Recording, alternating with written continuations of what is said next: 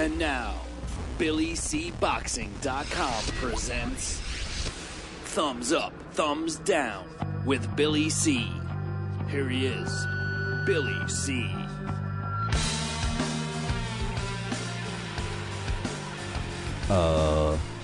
Thank you, Jeremy C. We're coming at you from the Billy C studio in Lake George, New York. I'm Bill Calogero, and it's time for BillyCBoxing.com's Thumbs Up and Thumbs Down for professional boxing today, July 23rd in the year 2012. I got a few of each. Yeah, I got a few of each. There's no question about that. First and foremost, and there's Jay using my own line against me in the chat room. But first and foremost, thumbs up goes to Golden Boy. Yeah, I said it. Golden Boy, or whoever else was responsible for choosing Deontay Wilder's next opponent after Kelvin Price dropped out due to an alleged rib injury. I still have my doubts about that. I want to see the report from the doctor. But Kelvin Price dropped out, and they chose Kurtzin Manswell, who is Deontay Wilder's next opponent. Now, the reason why I'm giving you a thumbs up for that is two reasons. Number one, I'm taking in consideration that Kurtzin Manswell was not in the gym. It's less than 2 weeks away and all of that stuff. But still, Kurtzin Manswell, who's got a record of 22 wins, 5 losses, 17 of his wins coming by knockout, is by far the best level of opposition that Deontay Wilder has faced ever. Add it all up, his career as an amateur, including the Olympics, and all 23 of his wins by knockout as a professional. This is going to be a good test to see where Deontay Wilder truly is. Now, my opinion is that this guy has been coddled so much that he's actually regressed. I can't see him getting much better, and I think Kurtzin Manswell is going to be a good test. And don't get me wrong, I'm not saying Manswell is a world beater or anything like that, but he's a good, solid fighter, and anybody with 17 knockouts out of 22 wins knows how to fight. He's went the distance with some decent fighters, including Ruslan Shagayev. So this is going to be a decent fight, and I like the choice. Now, whether they were against the wall and they had to pick this kid or not, I don't know, but I like the choice, so I give a thumbs up to the powers that be that chose the last-minute replacement for Deontay Wilder. I'm also giving a thumbs up to Frank Maloney and Frank Maloney Promotions for putting together the David Price and Audley Harrison fight, which is scheduled for October 13th.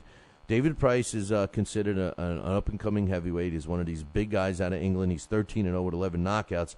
I think that he's going to be truly tested by Audley Harrison. Now, a lot of people are still looking at Harrison and his pitiful performance against David Haye, where he didn't even throw a punch.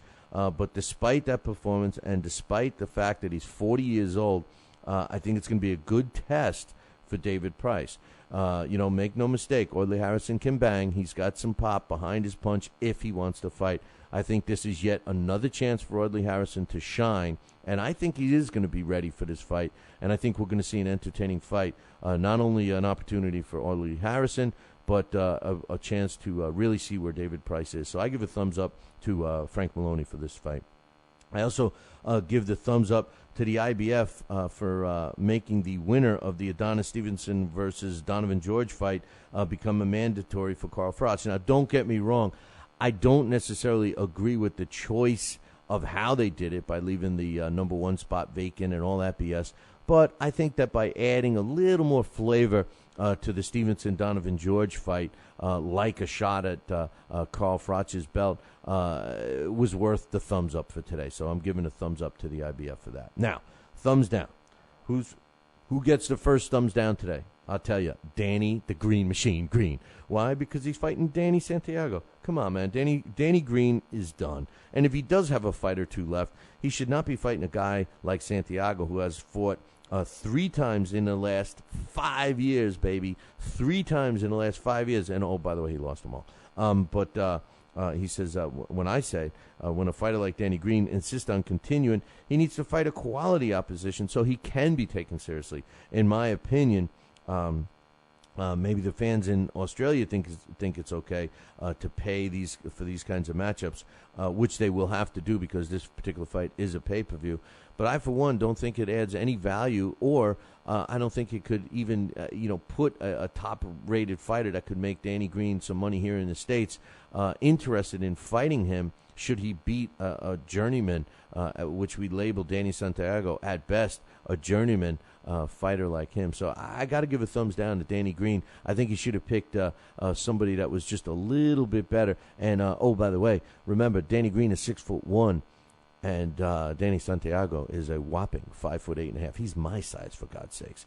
So Danny Green, all he's got to do basically is show up and throw a couple of punches, and this fight's over. So thumbs down to Danny Green. And also, thumbs down to Team Klitschko. Now, calm down, especially you, Andre. I don't want anybody to get pissed off.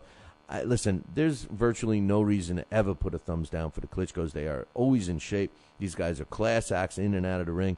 They are what we wish that all fighters, personalities would be like. However, the reason why I'm giving them a thumbs down is because of their team making a decision that, prematurely making the decision that they will never, ever, ever, ever, ever let David Haye fight a Klitschko again. And the reason they gave it is he's a freak show. He's this, he's that, he's everything else. Now, all of a sudden, David Haye looks pretty good in his fight against Derek Chisora. And it was announced yesterday that the Klitschko, Team Klitschko, says that not only will they fight David Haye, they haven't even decided which one. And the door is open for not only Vladimir in a rematch, but for Vitaly as well. They said that David Haye and one of the Klitschkos will definitely get in the ring sometime next year. Now, my thing is who's it going to be? Vitaly Klitschko, he wants to walk away should he win his election in the coming months, and his last fight could very well be the one against Emmanuel Char on HBO. If this is kind of a move to extend his career, I think that's a mistake. I think his better days are behind him.